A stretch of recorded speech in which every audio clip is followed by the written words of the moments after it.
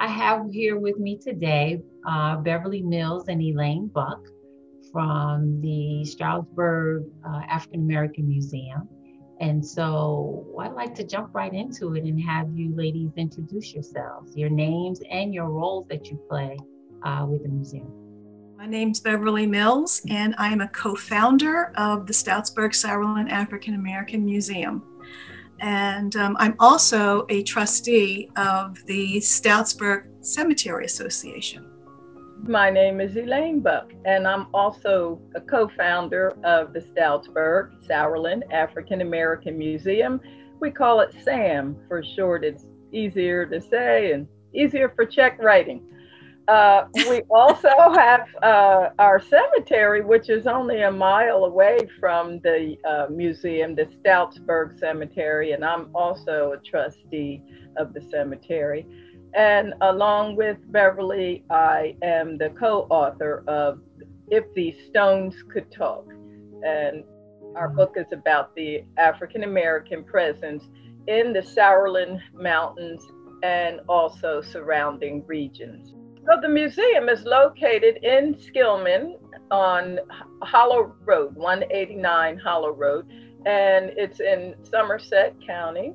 It is also the former Mount Zion African Methodist Episcopal Church. The mission of the Stoutsburg Sourland African American Museum is to tell the story of the unique culture and the experiences and contributions of the African American community that lived in the Sourland Mountain region. It's such a wonderful and unique story that a museum is something that we're so proud to start. And we got a lot of work ahead of us, but we're up for it. Well, I am familiar with the rich history of Mount Zion AME. I'm currently a member of Mount Zion AME New Brunswick. Ooh, so okay. I was born and raised AME, so I am very familiar about the rich history. So can you tell us a little bit about more about how you got involved and what inspired you? I do believe we have to start with the very beginning of our journey, which was a phone call from an elderly white gentleman that lived in Amwell. And he called because there was a burial ground that was about to be desecrated. Someone was going to put a driveway right through what he knew to be a burial ground. He called and asked for help, and we didn't know what to do, but we were trustees, and I thought, well, you know what, I'll make a phone call to the New Jersey Cemetery Association. And we were directed to call the New Jersey Attorney General's office. And I spoke with a gentleman there, and he said, you know, it's really not uncommon for African American cemeteries or Native American burial grounds to be desecrated. And but it is illegal. And so he advised us to put some press attention on it, and also to call the local authorities. And so that's what we did. And how long ago was that? That was 2006. 2006, yeah. That made us wonder, who do we have buried at our Stoutsburg Cemetery? It's a family burial ground. We got to thinking, we need to go and take a look and see actually what we have there. And that opened up a whole new ball game for us. We looked at the stones that we've walked by for years and years and years and years, realized that, boy, we have at least 12 known Civil War veterans buried there. And you can still read the gravestones, and you can still read them now. I looked and I saw a relative of mine, Jesse Barksdale, and he was in World War I. And so there, you know, we have stones in that cemetery from almost all theaters of war, and we just never paid any attention to it. We just didn't. I Now guess we, the importance of knowing your history, and yeah, especially in this country, in this nation, our African American history.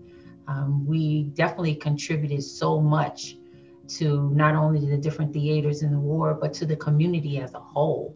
And so, can you tell us a little bit about the community in the Sourlands area?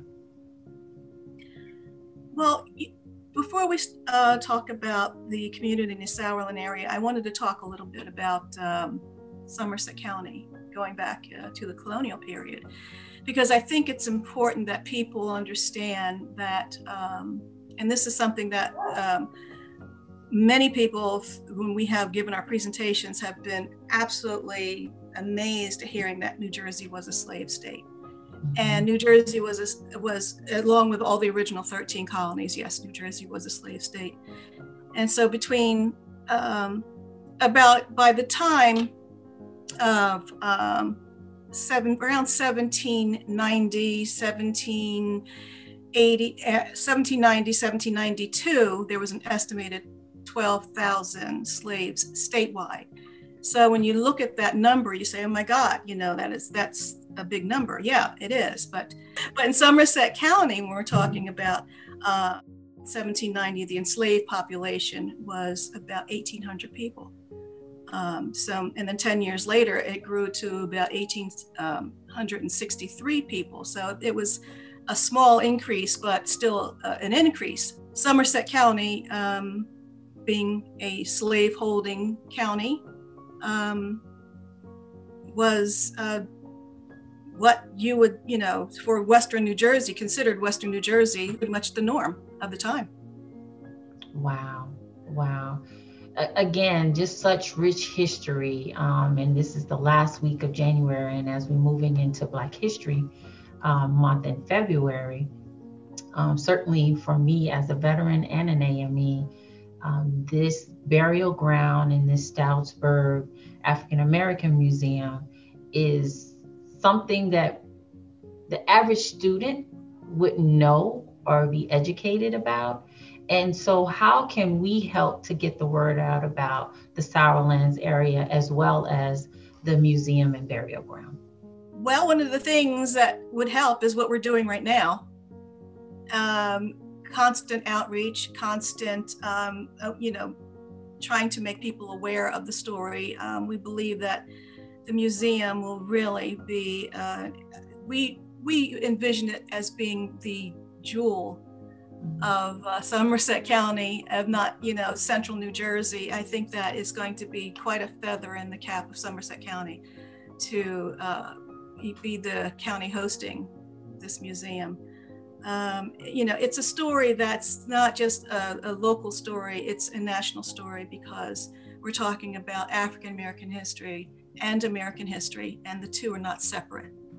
You cannot have one without the other. And so I think that as long as we keep telling the story as authentically as possible, without omissions, without sanitizing what took place, and I think that's the starting point. And we always have to make sure that our educators and people that are in charge of curriculum are held accountable for what goes in the curriculum. And we are excited about spreading the word, and we do it. If you visited the museum, it's a one-room schoolhouse type of setting. That for now. Yep. And so now we are really ready for our education and exhibit center, because we have so many exhibits, we can't fit them in that one museum. So what we're doing now is gathering and bringing in all the sheaves and getting ready for a big excitement, so that we can tell the story and educate people, educate the school children. But it still doesn't stop us that we don't have our education and exhibit center built. We do things outside, and it's just a beautiful scenery. Everything outside of the museum is just, there's so much information about the ecology, and working with the Sourland Conservancy. They're partners with us, and just telling about the rock brook that's behind the museum. and how the people lived and survived, because the Sourland Mountains is a hard, Beverly calls it hard scrabble, and that's what it is.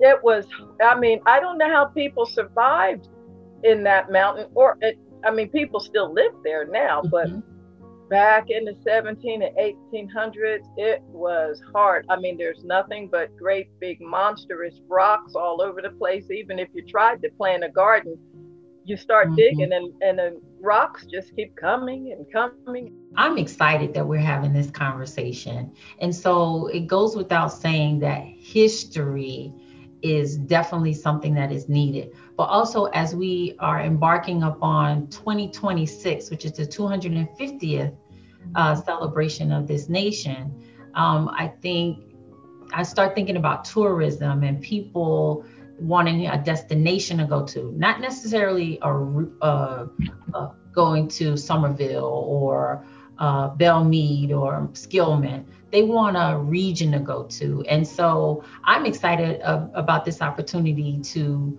play up the Sourlands and the Stoutsburg Sourlands African American Museum as part of that celebration. But we start, as you said, Beverly, it starts now, the outreach and telling of the story. So when we get to 2026, oh, what a time, what a time.